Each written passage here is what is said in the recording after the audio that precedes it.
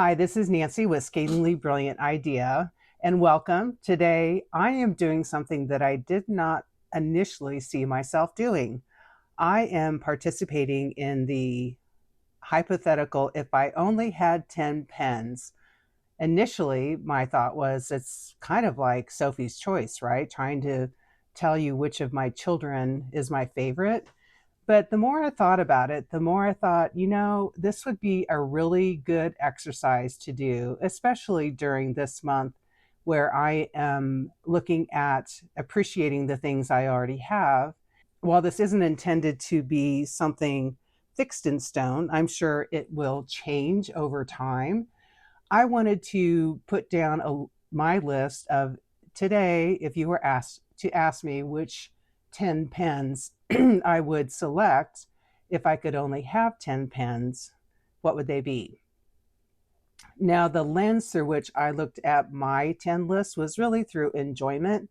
So that enjoyment is either through the look of the pen itself, or the feel of the pen itself, or the memory associated with the purchase of that pen. And it also reflects the nib experience and the variety of nibs I would have if I could only have 10 pens. So if I had different selection parameters, so for example, if I were to only have 10 pens that I thought would be the most valuable 10 pens, they would be different ones. And actually, that was kind of a surprise when I did this, is that many of my more expensive pens never made it to this list. So let me go through that list with you. And they're not necessarily in order, although they're pretty close. So the process I used was just to write them down. I did not refer to my catalog. I did not go look at my pens and pick which ones I wanted. I just started out of memory and wrote them all down. So here's my top 10 list that I will bring forward and give you a little writing sample. Many of them are currently inked. If they are not currently inked, I am going to do a dip into Pilot Aroshizuku Shinkai. So the first pen on my list is this Pilot Vanishing Point LS model, or Lock Silent model, in purple. And I have shown this many times on my channel. I've had this pen for a year, have had it inked ever since in Yamabudo, and it will always remain in Yamabudo. I originally purchased this with a medium 18 karat gold nib because that was the only way it came. But I have swapped it out with an extra fine unit because that's what I prefer to use in my TN, which is where this pen resides. So I'm going to stick this aside and jot this down real quickly.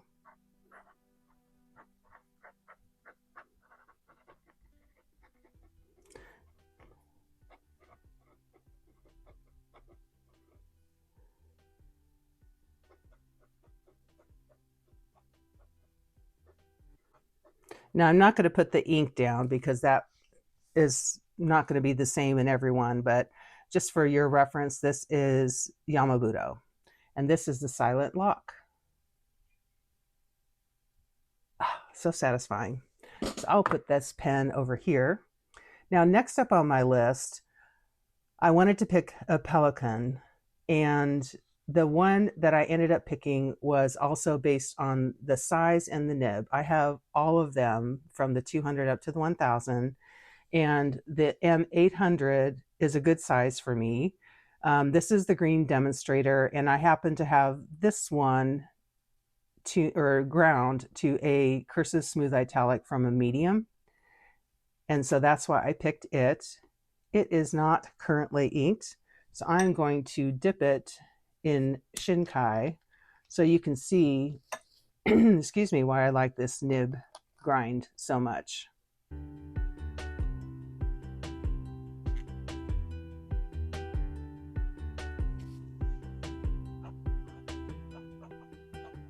That is still wet. I may need to. There.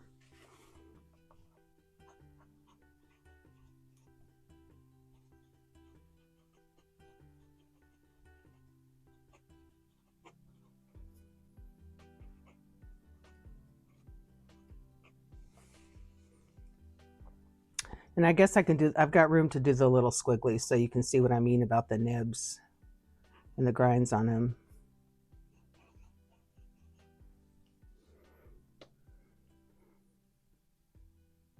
I'll clean that up later.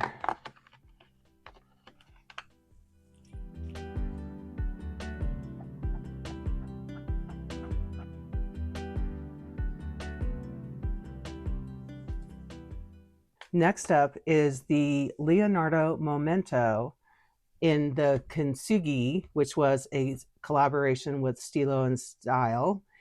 And this is the reflective of the Japanese art of mending broken items with gold to make them stronger and more beautiful. And I purchased this with an upgraded 14 karat gold nib that is in an extra fine. And this has special meaning. Not only do I love Leonardo's, but this has special meaning because of the time in my life that I purchased this. It was symbolic. So this one will always be in my top 10. This also is not currently inked right now. So I will dip this.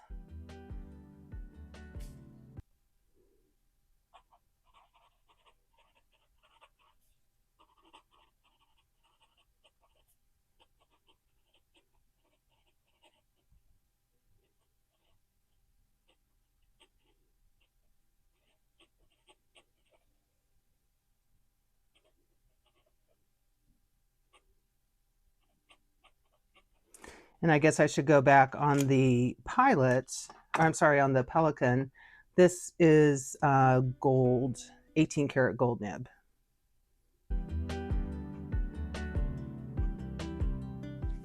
So as you can see, gold nibs are winning so far. And they continue to win. This is my Pilot Falcon in bronze. This is a soft, fine nib. And I picked this one primarily because of the variation it provides in the writing. I use this all the time. I have it permanently inked in Diatramentus Document Black. It comes in handy for lots of different utilities, lots of different purposes.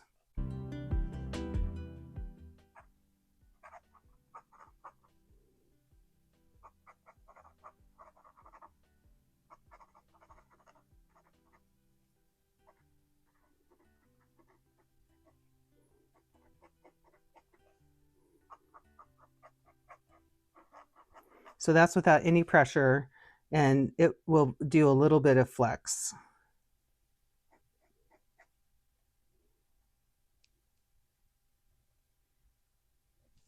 So that's just a lot of fun to have for journaling all different things. Number 5 on my list,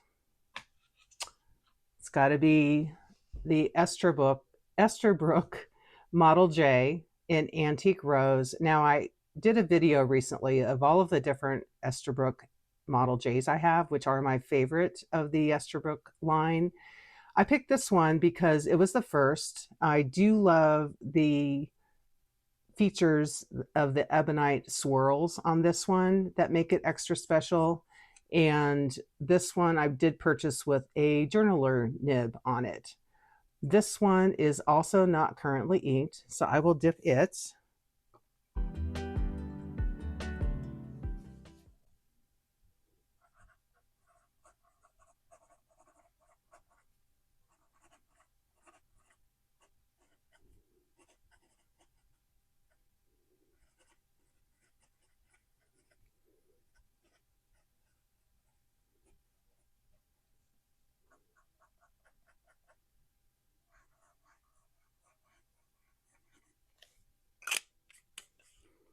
Okay, this next one probably won't come as a surprise, and it originally didn't make it in the top 10, but I decided I had to put it in there.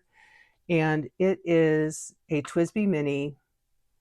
The most recent one I got was the lavender, and I do love this. I got it in a medium, and then I had Kirk Spear put a cursive italic grind on this.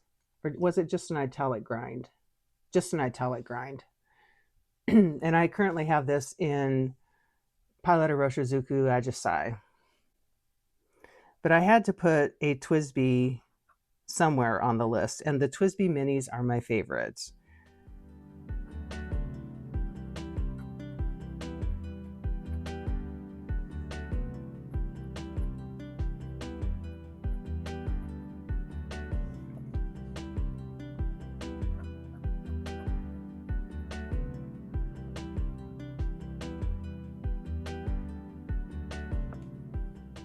Although a TWSBI stub would also be right up there, but because I had a special grind on this, I think that makes it even more special to me. Now we have one that is precious for the story behind it, as well as its sheer beauty. And this is the Taccia Palisades Twisted Barrel that has the chinking vine pattern on it. And this is the artist proof I've showed you multiple times on here. And this I still have inked. It has a 18 karat gold broad nib that was ground to a cursive italic.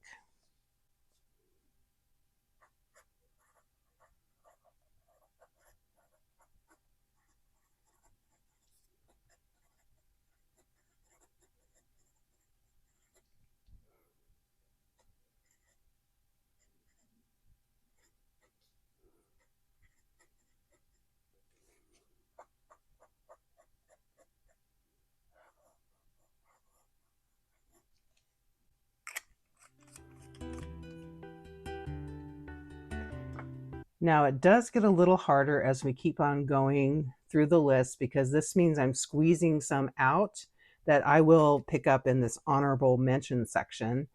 But I did decide to go with this next one, even though I haven't used it a whole lot recently.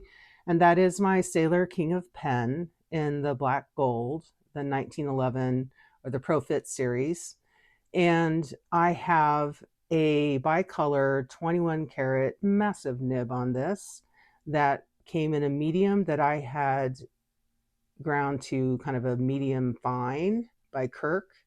And I picked this up again. It was in my plan to use this again next month anyway, because I wanted to kind of work with some of my so-called grail pens.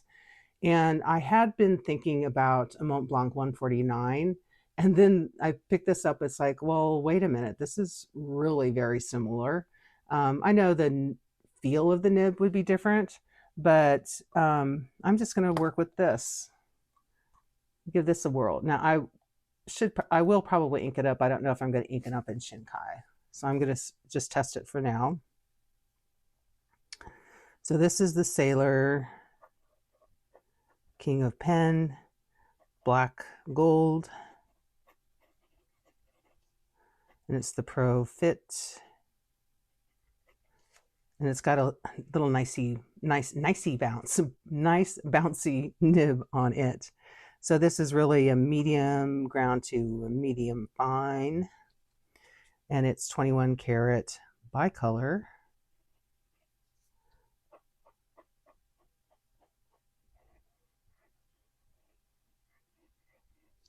And I love the size and the feel of this.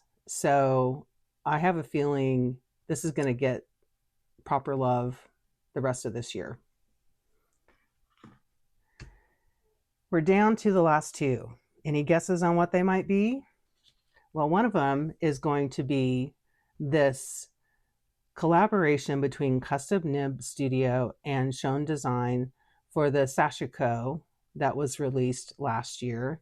And this is another name. The Sashiko is the Japanese art of stitching. It's also, I think it's called stabbing or something like that. Little stabs is what it translates to.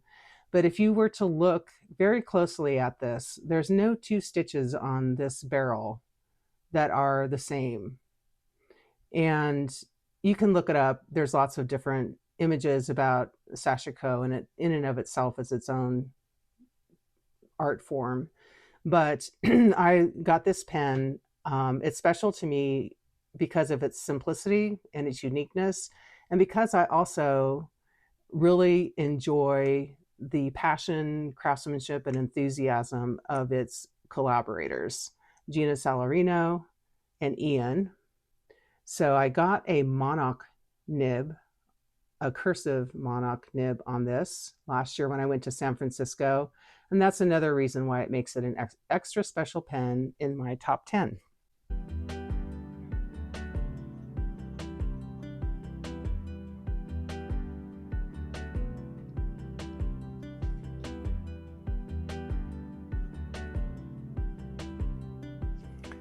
I always do this wrong. I think that's right. Yeah. With a cursive monarch. And that's a titanium nib. And the forward is the cursive, and the reverse is a broad architect.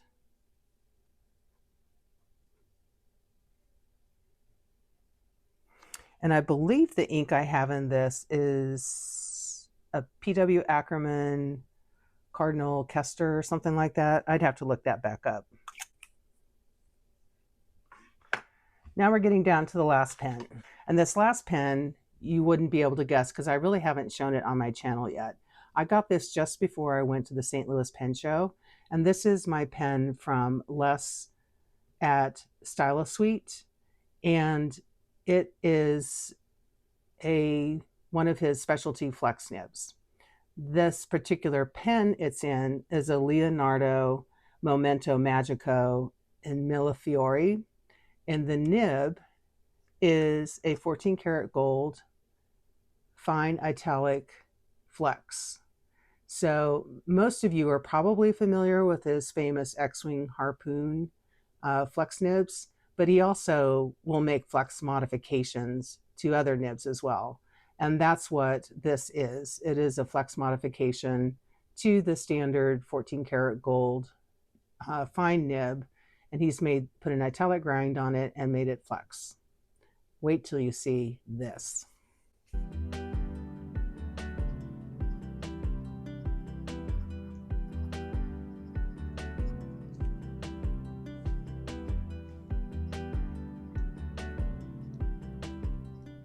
And I didn't leave nearly as much room as I needed to for this at the bottom. Darn it. Millefiori, and it's fine italic flex from StyloSuite. Now, I have been writing this without any pressure whatsoever, but I'm going to do the lines down here with pressure, and you'll really be able to see the difference here. And look at all the ink it's laying down. I'm running out of room. So this is such a fun pen. I have this inked in Kobe 8 Arima Amber. So if I only had 10 pens today, this would fit the bill for enjoyment in terms of both aesthetically and sentimental reasons, as well as utility. But there are other pens I have, of course, that would also fit that bill that I couldn't quite just ignore. So I created an honorable mention category, and those pens I'm going to bring over here. And these are not necessarily in any particular order, but this is my Pilot Custom 845 in the Vermilion. This is an Urushi pen. I got this earlier this year with a medium nib on it, and it is a very, very smooth writer, great balance and feel in my hand. And I will ink this up to remind you of how beautiful this is. And I know this is a fairly popular pen. There are a fair number of people who have this in their collection, and for good reason.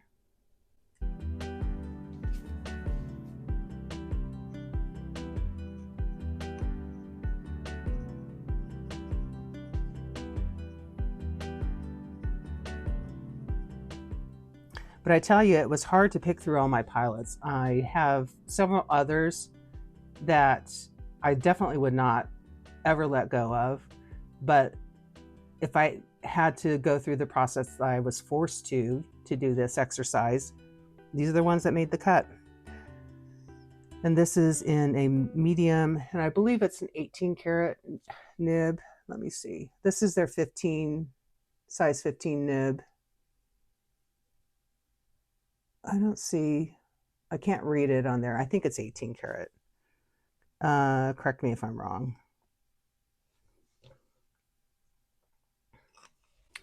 Another one that is near and dear to me for sentimental reasons is this Benu Honey Pals. So this is the first Benu I ever got.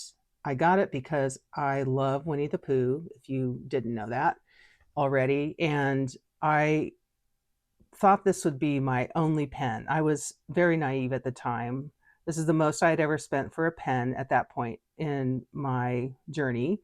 And I thought, well, this will be my forever pen. I had paired it with, this was the journal cover I was using at the time.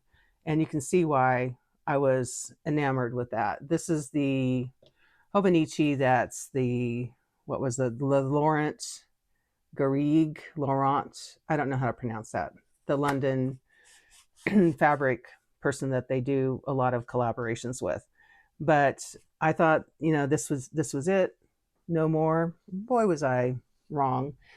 The nib on this was a fine. It was my first Schmidt nib, and having had mostly experience with Japanese nibs by that point in time, I was surprised at how wide the line width was on this. And so when I went to the Chicago Pen Show last year, I had Gina Celerino put a journaler nib on this.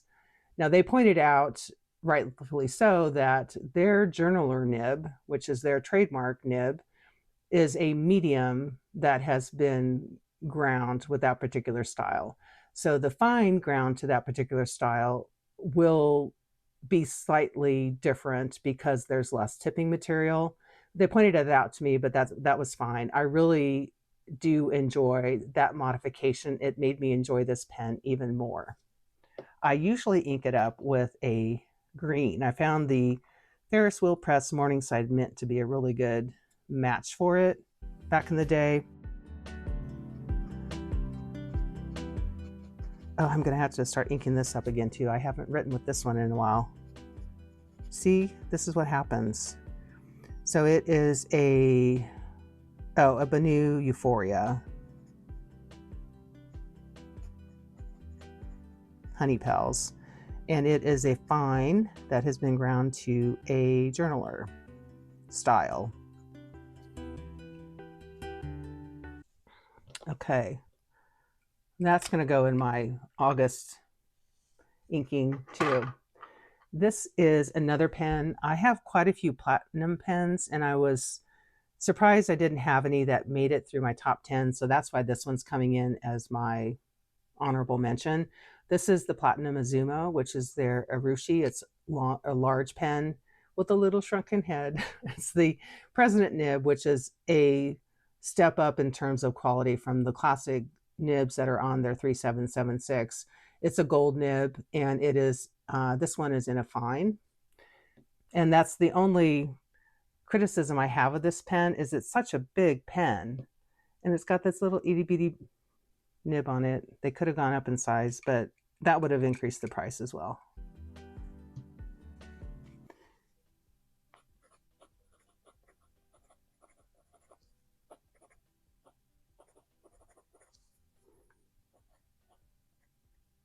And I did not look up the colorway on this. It's the Tamanuri green, I think, because it's Harushi. So the green, when the black lacquer wears off, the green underneath will start showing through a little bit more. So that was I think it came in red, gold, and green, and I picked up the green one. Okay, the last one on my list is another pen brand I love, not only for the way it looks, but the way it writes and the special nib it has on it. And that's a Scribo. This is my Campanula Laudata. So it doesn't have the facets on it. It's smooth. And this one is the Flex Medium nib.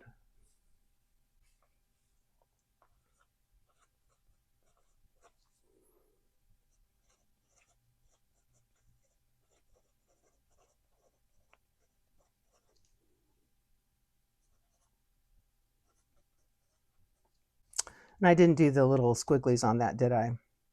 But anyway, I'm going to be doing a special video next month on all of my Flex pens, and this will be included on it. I believe this is the 2026 Sailor Show ink from last year, this particular blue. I don't have it handy here. But anyway, that wraps up my honorable mentions. What I found interesting about this exercise was it actually made me feel better about my collection. It didn't make me feel bad about anything.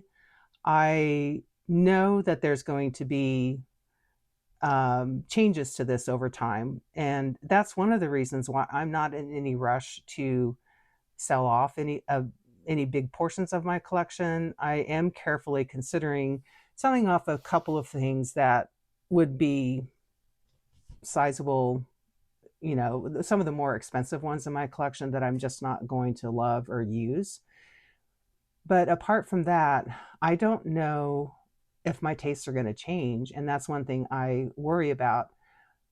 While my collection has been acquired fairly recently, most of it was acquired before the expensive stuff, at least, was acquired on special deals and before the huge price increases that went through.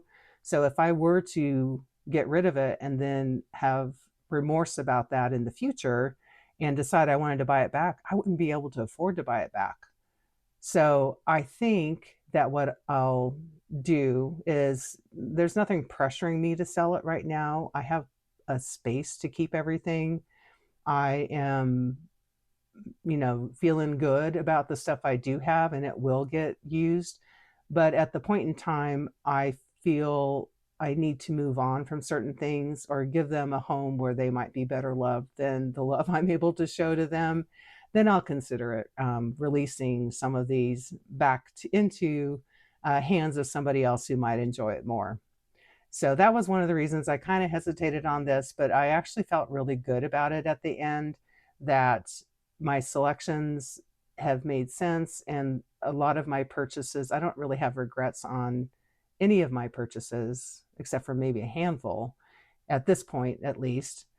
And this was right in keeping with the appreciation challenge that I'm undergoing. This sounds like surgery.